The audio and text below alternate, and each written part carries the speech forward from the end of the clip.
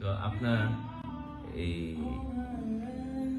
আনিসুল হকের পেজে দিছে, এই আপনার স্ট্যাটাস দিছে।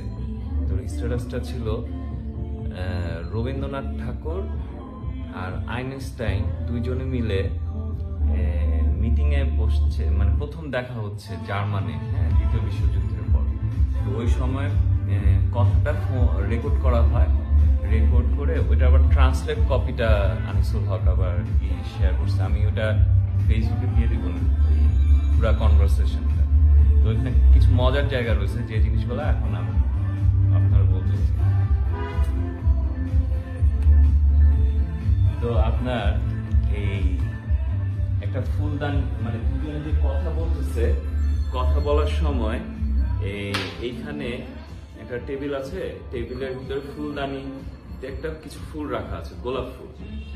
তো রবীন্দ্রনাথ ঠাকুর তার ফিলোসফিক্যাল ওয়েতে গান নিয়ে এই ব্যাপারগুলো নিয়ে কথা বলতেছে।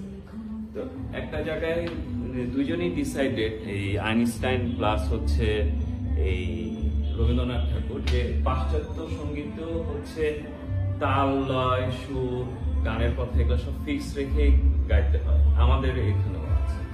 তো রবীন্দ্রনাথ ঠাকুর বলছে যে না, আমাদের কীর্তন যে গানের ক্যাটাগরিটা রয়েছে ওইখানে গায়কের স্বাধীনতা আছে, যে সে গানের কথা চেঞ্জ করতে পারবে, হ্যাঁ, সুরও চেঞ্জ করতে পারবে তার মতো করে। মানে সে ওই গানটার ভাবাদর্শতে যে তার মতন করে কথা বলবে, পুরা ফিলোসফিটা বলবে। মানে তারা বেসিক্যালি ফিলোসফার, ওই লেভেলে না গেলে ওই গায়ক এই গান ভাঙতে পারবে না। তো আইনস্টাইন খুব খুশি যে এত স্বাধীনতাও দেওয়া হচ্ছে গানের ক্ষেত্রে। তো উনি ফিলোসফিক্যাল ওয়ে, মানে ফিজিক্সের ওয়েতে আইনস্টাইন তার কথাগুলো, তার বর্ণনাগুলো দিচ্ছে, রবীন্দ্রনাথ ঠাকুর তার মতন বলছে, আরো কনভারসেশন চললো। তো আমার কাছে ভালো লাগছে যে আইনস্টাইন হলো রবীন্দ্রনাথের সাথে যে কথা বলতেছে, সে হলো সায়েন্সের, আর রবীন্দ্রনাথ ঠাকুর এত সুন্দর করে গানের যে বিশ্লেষণ গুলো করলো, যে সুর, তাল, লয় কি, এই কোন জায়গায় গায়ক কথা বলতে পারবে, ফিলোসফিক্যাল ওয়েতে কি কি পরিমাণ রিচ আমাদের দেশের গান, হ্যাঁ, এবং আমাদের যে ধারণা।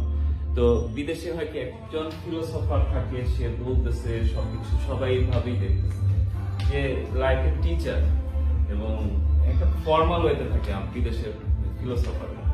কিন্তু আমাদের এখানে ফিলোসফারকে ধরেন রাজ্জাক বয়াল, যে সে আমার কমিউনিটির মানুষে এত সুন্দর করে গানের কথা দিয়ে বুঝা বলতেছে, যে যেগুলা সাইকোলজিক্যাল ভাবে কেউ ডিপ্রেশনে রয়েছে, বা জামাই বোর ঝগড়া চলতেছে, এটা কিভাবে নির্মাণ হবে, প্রেমটা কি হবে, প্রেমের ভাবাদর্শ কি, প্রেমের কোন জায়গাগুলো নিয়ে আসলে আমরা যদি একটু যত্ন করি, ওইটা ধরেন কত সুন্দর হয়ে উঠে ওই প্রেমটা, এগুলা নিয়ে ধরেন এই বয়াতিটা বলতেছে, ধরেন মমতাজের গানে, হ্যাঁ, তারপর এই যে আমাদের লালন শাহের গানগুলা, হ্যাঁ।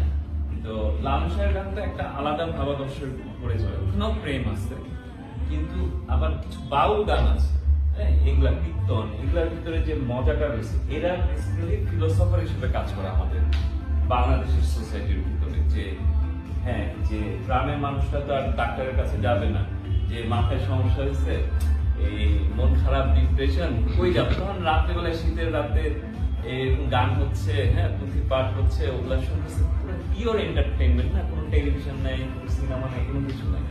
তো ওই জায়গায় তারা এন্টারটেইন হচ্ছে, প্লাস হচ্ছে ফিলোসফির জায়গাটাও বুঝতে পারতেছে।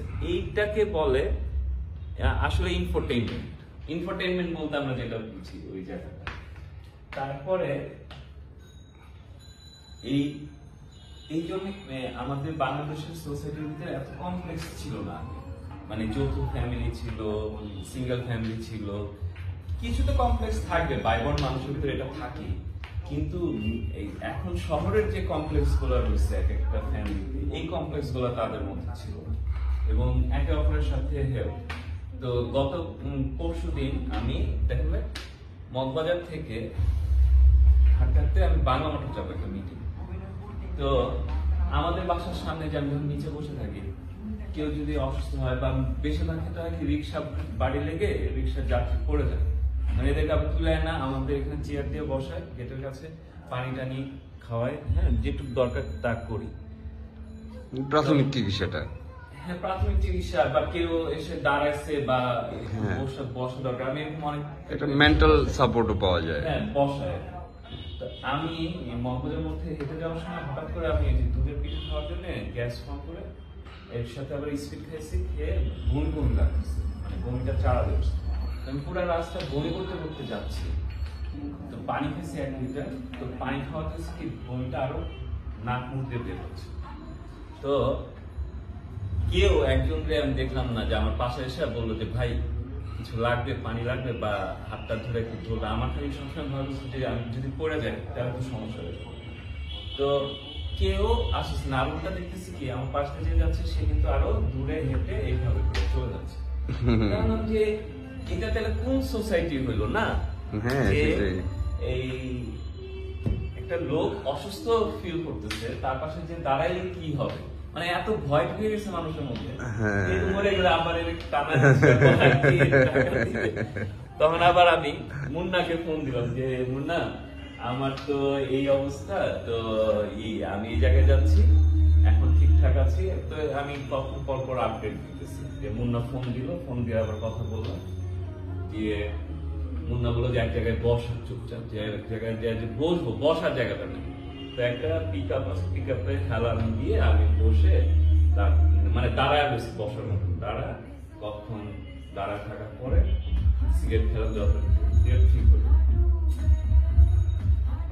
তো আমাদের আসলে মানুষের ঢাকাতে বিশেষ করে, যে আমি যদি এখন যদি বলি যে তিনতলায় যাই যে খাম আমি ভাত খাবো, হ্যাঁ মানে সে কিন্তু অপ্রস্তুত হয়ে যাবে, বিষয়টা কেমন দেখা না, বা আমার কাছে মনে হয় যে আমি যা বলবো কেমন। হ্যাঁ কিন্তু আমরা গ্রামে দেখছি নানি বাড়িতে, দেখেন যে সাবেক ভাই নানি বাড়িতে দেখছি যে ওই গ্রামেরই দরকার নেই, তার বাড়িতেও ভাতটা রান্না করতেছে, আসছে কি হ্যাঁ বুবু ভাত দাও, ভাত খাবো, দিয়ে রান্না করে কি কি আছে নিয়ে এসে বাইরে করে খাচ্ছে আর ঘুমায় গল্প করতেছে। মানে ওই উনি আবার নানা হয় আর কি আমার, তো ওই নানা আবার খুব মজা করে কথা বলতে পারে আর প্রচুর খায়, খাওয়া দাওয়া করতেছে, কথা বললো আরাম হয়ে যাবে। আমার কিন্তু এটা এখন মনে আছে। ঢাকাতে কিন্তু আমার বাসায় কেউ আসলে আমি আচ্ছা কেন উনি ভাত খেতে যাচ্ছে, এটা একটা মজার ক্যারেক্টার না, যে আসলে আমার বাসায় এসে বলছে ভাত খাবো ভাই ভাত। এই ব্যাপারগুলো না আমাদের সোসাইটি থেকে চলে, এই ব্যাপারগুলো আবার ওই ফিলোসফাররা সুন্দরভাবে বন্ডিংটা তৈরি করে রাখছিল, যারা আগে কাম তৈরি। এই মোবাইল আসা আর এই টিভি সিনেমা এগুলা বেশি করে আমাদের এই জায়গাটা নষ্ট করে দিচ্ছে। হ্যাঁ অনেক কথা বললাম, কাটা।